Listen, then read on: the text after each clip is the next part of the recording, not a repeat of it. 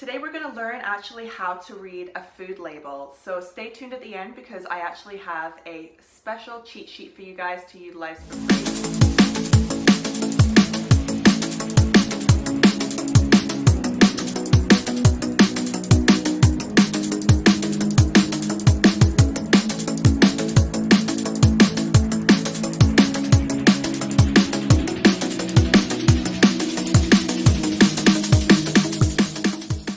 Hey guys, it's Bethany here, owner of Nutritious and Delicious, where I customize meal plans to your specific needs.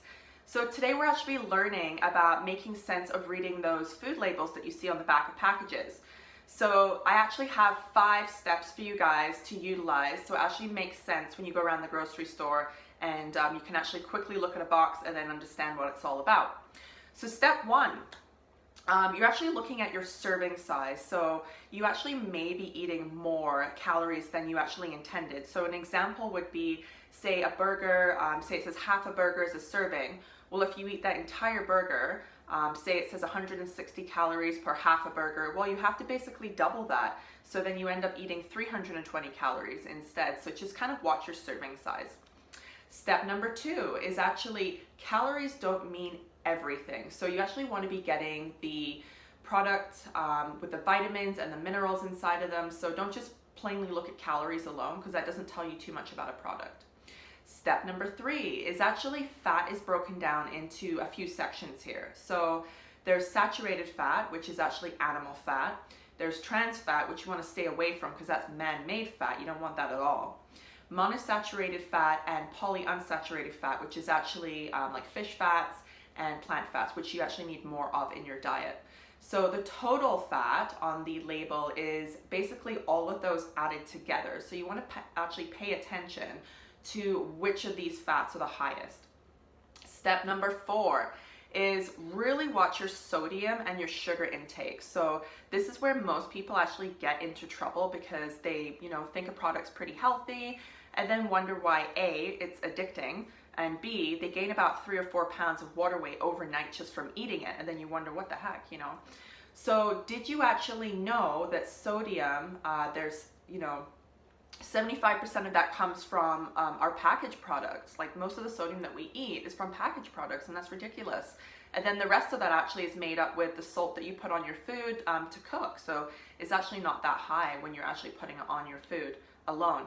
So the recommended daily limit for sodium for the average person, they typically say, is 1,500 milligrams. Now that's actually 3/4 of a teaspoon.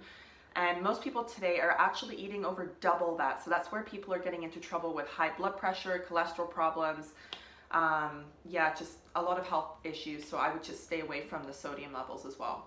So sugar is actually a general rule of thumb with sugar is 5 grams of sugar per 100 grams of the food that you are consuming. That would actually be a better match.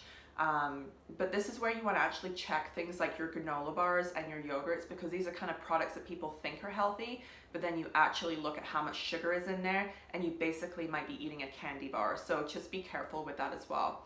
So every 4 grams of sugar that's actually on your nutrient label equals about a teaspoon of sugar. So to put this in perspective, a can of pop, say, is about 40 grams of sugar, and that equals about 10 teaspoons of sugar. So that is a lot of sugar to consume, and the body doesn't know what to do with that, so it actually ends up being stored as fat.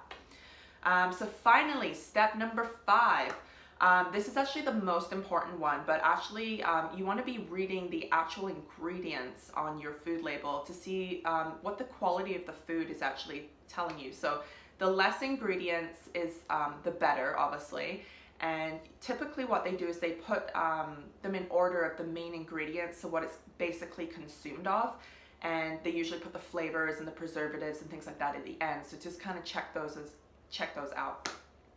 So I hope you guys enjoyed the video here. So click the link to get your nutrient label cheat sheet that I've actually got for you guys as a free gift. So in good health, my friends, and I'll see you next week. Bye for now.